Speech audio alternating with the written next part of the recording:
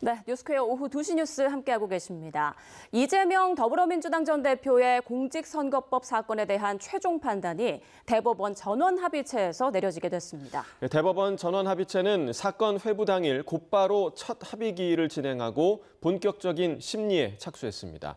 취재기자 연결해서 들어보겠습니다. 차정윤 기자, 자세한 내용 전해주시죠. 네, 대법원은 이재명 더불어민주당 전 대표에 대한 공직선거법 위반 사건을 전원합의체에서 심리한다고 밝혔습니다.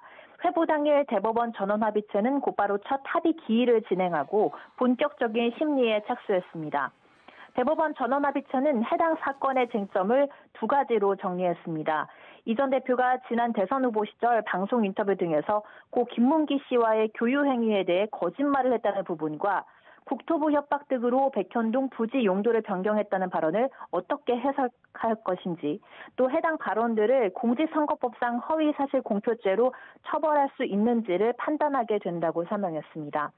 이런 가운데 대법원은 중앙선거관리위원장을 겸하고 있는 노태학 대법관이 이 사건에 대해 회피 신청을 했다고 덧붙였습니다. 회피는 법관 본인이 기피 사유가 있다고 생각하는 경우 스스로 재판을 맡지 않는 것을 의미합니다. 선거관리 업무를 담당하는 선관위원장이 선거법 사건을 심리할 경우 이해충돌 문제가 생길 것을 우려해 회피를 신청한 것으로 풀이됩니다. 이에 따라 이 전 대표 사건은 재판장인 조희대 대법원장을 포함해 대법관 13명이 우선 심리하게 되고 추 노 대법관의 회피가 인용되면 12명이 판단하게 됩니다.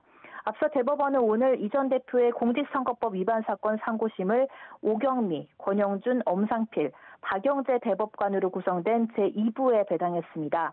사건이 2부에 배당된 직후 곧바로 전원합의체로 회부된 것으로 보이는데 이번 사건의 경우에는 조 대법원장이 직접 전원합의체 회부를 결정한 것으로 알려졌습니다.